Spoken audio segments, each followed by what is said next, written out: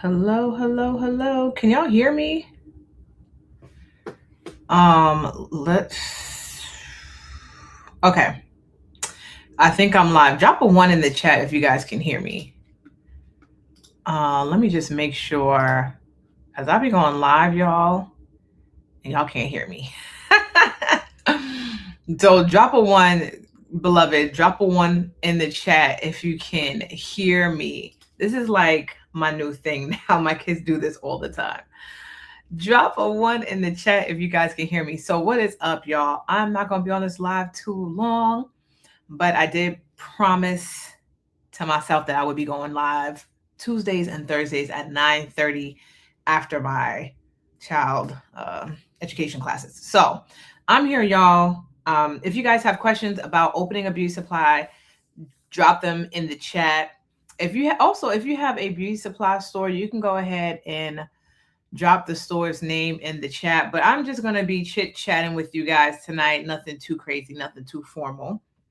About some of the things that we are doing a bit differently in 2026 in terms of opening a beauty supply store, and how a lot of our store owners are able to scale into multiple six figures with their beauty supply stores. Just like some of the things that you guys need to think about as you are opening your beauty supply store. So I'm going to talk a little bit about that in today's live, because things are different. Business is different, especially retail business is different. Operating a brick and mortar is just not the same. And there has been so many different laws, new laws, and things introduced, and it's a lot. So we're going to get into it tonight. So like I said, guys, if you have questions in general about anything, you can just drop them in the chat, because this is like a Q&A session that I want to do for you guys. So I want to make sure I answer any questions that you guys have, or thoughts or comments, feedback, anything. Drop it in the chat, because I can see the chat. And if you're not watching me on YouTube, you need to be watching me on YouTube. So if you're on Facebook or Instagram, you need to join me on YouTube so that you can drop a comment in the chat. So let's get started, y'all. So first of all, if you guys are unaware of who I am, my name is Janice Fredericks. I'm the retail genius, and I help entrepreneurs break into the beauty supply industry and have successful businesses in the industry where we are marginalized. So I started this great work back in 2010 when I launched my own stores called Fabulous Freddy's. I launched actually in my hometown of Queens, New York, because I wanted to be the first Black-owned beauty supply store in my community. And I absolutely made that happen. This was literally me coming off of my high-paying corporate job. I worked for one of the number one investment firms, still number one to this day, Goldman Sachs, and now also work for the U.S. Treasury Department. So I was doing my thing in finance, and I was a finance girly. So after I was let off from my good paying job, y'all, I decided to open my beauty supply store, which was the best decision that could have ever happened to me. From what I thought was one of my greatest failures in life, it became my greatest blessing. So I also say that because I want to encourage people who are watching tonight who may have been laid off from a job or don't have a job or something like that. You're like in that space. I just want to encourage you guys that this is your greatest blessing, and there are no accidents, especially if you believe in God, right? So God led me to open my beauty supply stores. We opened those stores, ran them for 8 years, and then started the Retail Genius business because I saw that there was such a need of information on how to open stores, how to connect with vendors, how to be successful, how to make it happen. And that just completely took off. And y'all, we've been doing it for almost 8 years now. I look up and I thought I was going to be doing this for 1 year, 2 years, and I was going to go back to doing something else. I've been doing this for 8 consecutive years. Glory to God, because we still continue to open these Black-owned beauty supply stores, and it makes my heart sing.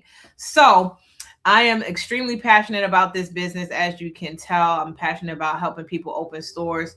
And so literally, as we are talking about opening stores, there are some things, like I said, that have changed. And so if you are planning on opening in 2026, you can't open it with the same strategies that we used 10 years ago, 20 years ago, with the same type of mindset, because retail, as we know it, has shifted, and a lot of things are just different right now. And so I want to talk to you about a few things that you can incorporate in your beauty supply store so that in 2026, you're going to stand out from the competition, right? You're going to be saying competition where? Okay. Which is what I was saying when I had my beauty spot store, because there was just nothing like it. And so that's what I want you to create for your community. You want to create a store where there's just nothing like it, so that it's not comparable to all the other stores that we see. So the first thing that I want you guys to think about is building a community, right? Building a tribe, not just building that physical brick and mortar space, right? And so this is a mindset that I adopted when I had my store. It was more than just selling products. And any retailer, any retail business, they will tell you you are not selling a product. You are selling a transformation. You are selling a feeling, right? And so particularly in beauty and beauty supply, we are selling a feeling, right? We are selling a feeling. And so we want people to come into our store and have that experience that they are just not used to having in the typical beauty supply store, right? So you want to start to think about, I want to build a safe haven for Black women. This is what I was thinking in my mind. I want to build a space that is kind of similar to how we feel when we're in the hair salons. We have that sense of safety. I want to build that for my beauty supply store, where people are not just here to just buy hair. They come here because they feel a connection, right?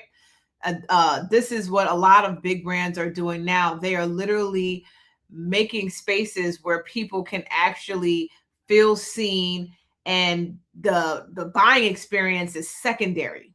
Okay, the buying experience is secondary. And so there's lots of ways you can incorporate this. So one of the things that I will say is, a lot of times when we think about beauty supply stores, we never think about a seating, like seating spaces outside of like our wig area where we sit down and try on wigs. But truth be told, and this is what I tell my clients, like, you need to have regular seating somewhere, maybe in the front, somewhere maybe in the middle, because when people have a place, especially if if like a woman is shopping with her man and he can sit down, like, she won't feel rushed to just up and leave, right? So that's a great way to add that connection to your store, and it increases your sales by 10%, by the way. So thinking about what are some other unique ways that I can stand out from the competition, having seating, hosting in-store events. This is something that we was doing with Fabulous Freddy's. We was hosting a lot of in-store events. I have clients that do braid demos. And so a lot of what can happen is collaborations with different business owners, and hairstylists would love to collaborate with a beauty supply store, because you guys are going to be merging and sharing off of each other's customers, right? So we have a client that does braid demos like quarterly, where women can come in and learn how to not only braid their hair, but like braid their daughter's hair. And so you want to be thinking about, what kind of events can I have in my beauty supply store? And so I always tell people, you want to have a 12-month event calendar, right? So this is not something that you're just fumbling with and freestyling, but it's a event calendar that every single month you are promoting some type of in-store experience for your customers, particularly for your loyal customers, right? Because one thing that the Asians and the Koreans are not going to do is they're not going to sit here and kiki with you with some in-store events. Okay, so that by itself is where we're going to dominate and win, because we are going to create the. Well, no, let me take that back. There is one Arab guy on the internet, and I have seen his stuff on my timeline quite a bit. He's somewhere in the South, I think St. Louis, and I have been seeing him do some give back community things and really promote giving back to the community and things of that nature. So, the Arabs are doing business very, very differently than the Asians. And I think they came in and they saw the mistakes that the Asians were making with their Black consumers. And what you're going to see now in a lot of communities is a lot of these Arabs are taking over the Asian stores. Now, I got a YouTube video that I have literally been working on and editing for the past 1,000,000 years. The video was coming out, and I don't know why it's taking me so long to get this video out. But it's a whole YouTube video about how the Arabs are taking over the beauty supply industry and how Black people need to literally step in now, and take over where we belong. We can't let the Asians pass it to the Arabs, but that's a whole nother conversation. The YouTube video is coming. Hold on. And she said the Arabs don't like none of that here. Ciao. Oh my God, are you in New Orleans? Stay to the end because I got something. I'm actually coming to Louisiana this weekend. I'm dropping my flyer about that because I want to have a meet and greet. Okay, but stay to the end because I'm gonna talk about that at the end. Okay, so number two, y'all. People must understand that we are in 2026 and we are in a movement of AI and technology. And a lot of stores are still, again, operating in 2020. 2020, we had websites, but some of y'all don't even have a website, right?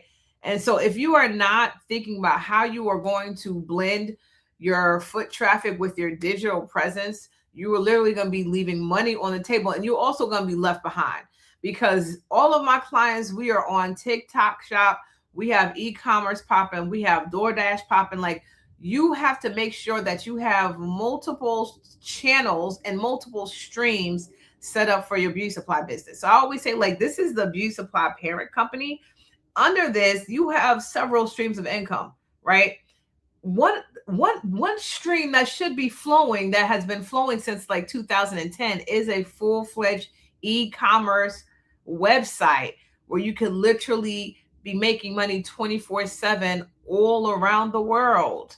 Okay, this is the opportunity you have as a beauty supply retailer, is that it's not just to your community. You have the opportunity to do business all over the world. Why would you not have your e-commerce site set up? It is so easy with AI, y'all. And I'm gonna stop. But it's so easy with AI to set up a website. Like, no one has an excuse. Okay, if you come into my program, we have a full-fledged website set up on Shopify, beautifully built, ready to go. You generate money immediately. Okay, that's how easy it is, y'all. Customers are now looking for the emails daily. They're looking for the SMS message updates. They're looking for the ability to order online, pick up in the store. These are all the things that you need to integrate, and you need to make it a seamless process. It should not be anything that's convoluted or complicated, because when you have a certain point of sale system, which I talk a lot about, is your systems. That's like the backbone of your business. And if you don't have a system that's up to date in 2026, that can do employee management, that can do inventory management, and that can run your CRM, then it's not going to be seamless, right? So, guys, the online presence is no longer an optional thing. Like, everyone needs to be on social. Everyone needs to be on TikTok Shop. You need to be selling your stuff, and you need to be everywhere. There's not enough beauty supply stores that are on social media. And so this is just another area that we definitely need to work on, because again, I see the Asians on social media, and I definitely see the Arabs on social media, and they use their Black employees to promote the business, because clearly no one wants to see their face. So we can be showing our face. It's a free thing to do. It just takes time. But if they are doing it, we definitely need to be doing it. Okay, we definitely need to be doing it. So your online presence is not this is literally a part of the business. And I know especially with some of my older clients, God bless y'all feel like it's still a personal thing to be on social media. Like, it's a personal, this is business. This is under marketing. This is a part of the business. So don't mix it up. Okay, don't get in your head and mix it up that it's personal and you're shy, and like, literally, this is the job. Okay, this is the job, y'all. So let's get with it. Let's move on to number 3, because I'm already at 15 minutes. I said I'm gonna be here for 15 But let's get into my third point. Okay, and then we're gonna get on out of here. This ties into the POS system. So I was just telling y'all about the POS system, and you need to have a system that can do all the three main things, which is your employees, your inventory, and your customers. Those are the three main pieces of your retail business. And so you need to have a POS system that could track the data for these three pieces: your employees, your inventory, and your customers. That's the backbone of this business. So when you're looking at your reports, particularly let's go with inventory, right? You need to be looking at your inventory reports, sales data weekly, right? And once you have the data, right, and you have a point of sale system, back in the day, in 2010, y'all, it was tough getting a point of sale system. It was like getting a color TV in like the 1960s. It was very, very expensive. Now it's cheap. You can get a point of sale system for $1,000, $2,000, not a problem at all. Back then, I had to do everything on Excel. And so while doing everything on Excel, trying to understand my numbers, because I was a numbers girl, I came from finance school, I worked for investment banks. Being a numbers girl, I understood that there were certain KPIs, which is key performance indicators, that I had to look at. This is where I learned the 80-20 rule, right? That 80% or 20% rather of my inventory was going to generate 80% of my sales. That 20% of my customers were going to bring in 80% of my sales. Y'all follow that, right? It's the 80-20 rule, right? Once you understand that number, that formula by itself, things in your retail business will absolutely change.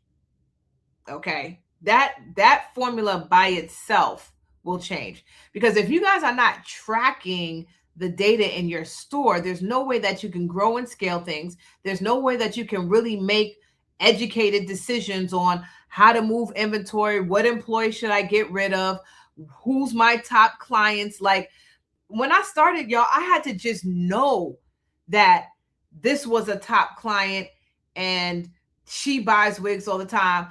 With POS systems, guys, it is so easy to now punch a couple of buttons and generate the reports that's going to tell you who your top clients are, because you need to know that in order to segment them, right? That's going to bring me to my next point, is to segment your clients so that you can personalize your messages. And so if you know that you have 30% of your clients are buying wigs, right? You take that pool of those individuals, that 30%, and you literally send them text messages and emails about the new wigs in your store, wigs going on sale, things of that nature, wig hair care tips, things of that nature, because you know that they buy wigs in your store. If I get a personalized message from you about my recent wig purchase and you are telling me how to care for my wigs, you don't think I'm going to become a loyal customer? I'm going to look at my phone. I said, is she really? Thank you, sis.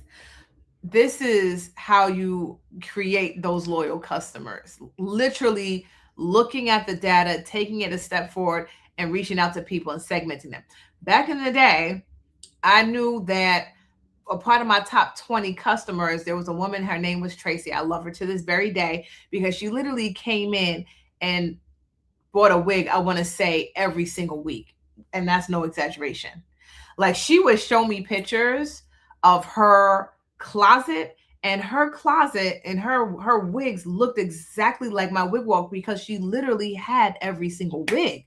She would come in and say, I have that wig, I have that wig, I have that, I have that, I don't have that. Let me try that on. Y'all don't understand how important it is to know who your golden platinum clients are. When we would get new wig shipments, I would literally call her. I think I might have had her phone number in my phone. That's how in tune I was. But I would literally call her and let her know when I got a new wig shipment in. Manually dial, of course, right? And she would feel so grateful. I'd be like, hey Tracy, we got some new wigs in. I'm looking at one right now. This is your style. I think you would love it. She would be like, oh my God, I'm coming after work. And then we would have that sale. Now, when you have automation and you have AI and you have so much stuff, like that could get done and you don't have to call anybody. You can send out a mass text message and say, yo, we just got these new wigs in. They're fire. Come and try them on today. I am here until 8 p.m. Come on, y'all don't want to hear me though. What? I'm here until 8 p.m. helping y'all try on wigs. Come through, sis. And we might have some wine or something. That is how you do it. Ain't nobody taking a customer from me. And I text my customers when I have new stuff in, and I'm giving them wine while they're trying their wigs on. No one's stealing customers from me. I don't care how big your beauty supply store is. You're not going to do it. I'm going to get the entire bag. Period. Okay. So y'all, that's my little gems for today. That's my little gems for today. But guys, if you are wanting to get into our 5-day challenge, because I'm doing a challenge this week. No, it's not this week. It's March 23rd to the 27th. It is a 5-day challenge where I'm going to be walking you guys step by step on how to launch your store in 2026. And we're going to be deep diving into this information, y'all. Okay, we're going to be deep diving into this information because this is all about preparation. Okay, and so if you are serious and you want structure and you don't want, more YouTube videos, you want to invest in yourself, you want to go ahead and join the 5-day challenge. Okay, I just dropped the challenge link in the chat. Literally, it's going to be 5 days of back-to-back trainings in consecutive order. So day 1, we are building your retail foundation. And so one thing that I want people to understand is that when you're coming to this business, understand this is retail business. So you have to put on your retailer's hat and have a retailer's mindset and understand the retail language. So that's what we're doing day 1. We are deep diving into Retail Foundation 101, figuring out what your startup cost is, what you actually need to open, and some of the costly mistakes that kill new stores, right? And so the foundation is this is where your house and store is going to be built on. Okay. Day 2, we're going to be talking about your branding and building your unique brand identity. So I talked a lot about how to stand apart from the competition. And your first step is to build a brand that people are going to know, like, and trust. Okay. Because if they know, like, and trust you, then they will become loyal to you. Right. So building your brand, understanding your brand identity, and using the framework in my program so that you can build something that is not copy and paste, right? It's going to be your own. It's going to be something that you're going to need for your store success. Okay, so we're doing that day 2. Day 3, I'm going to be teaching you guys on the different business models that you can have as a beauty supply owner. So I shared with you guys a little bit about like how you want to think of your beauty supply business as a parent hub. But there's so many different opportunities outside of your 4 walls that people just don't think about. They just don't know, right? I'm going to be breaking those down day 3. Day 4, we're going to be talking about all the legal structures and legal things that you need to get your store started the right and legal way so that you can also position yourself for funding, right? So there's legal things that you have to do, licenses, permits, and then we are going to get into the systems that you're going to need to open as soon as you get started legally, right? So day 4, you'll officially be in business. And every single day, y'all, there's going to be homework. And so I'm going to be giving y'all homework to do every single day. So this is an actionable 5-day challenge where you're going to really be working for real, for real. And then day 5, our last day, we're going to be wrapping this up with funding. Funding is the biggest obstacle for most Black entrepreneurs getting into beauty supply. And I am going to literally give you guys the funding roadmap. So we're going to be talking about business planning, financial projections, and how to get a lender to say yes to your application, and how we was basically able to help women get $1.5 million in funding for their beauty supply stores. Okay, so every single day we have training, and then we have homework, and then we have our VIP session after our regular training. So our VIP session, guys, that's the upgrade for those of you who really want to invest in yourself at a high level, because this is going to be my opportunity to coach you guys and literally take a look at your stuff, take a look at your homework, and give you live feedback. So if you really about it, you need to upgrade to VIP. And if you like me, I'm a VIP girly. Whenever I invest in anything, I'm doing the VIP, the platinum, the gold, the whatever, because I want more access to the teacher. I want more access to the coach. I want to ask my questions, and I want feedback from you. So if that is you, you definitely want to upgrade to the VIP so you can get into the VIP room where I can be able to coach you directly on your stuff. All right. So y'all, the link is there. If you guys have any questions, you can hit me up on Instagram at the Retail Genius. And I will see you guys on the next live. Bye, guys. Have a good night.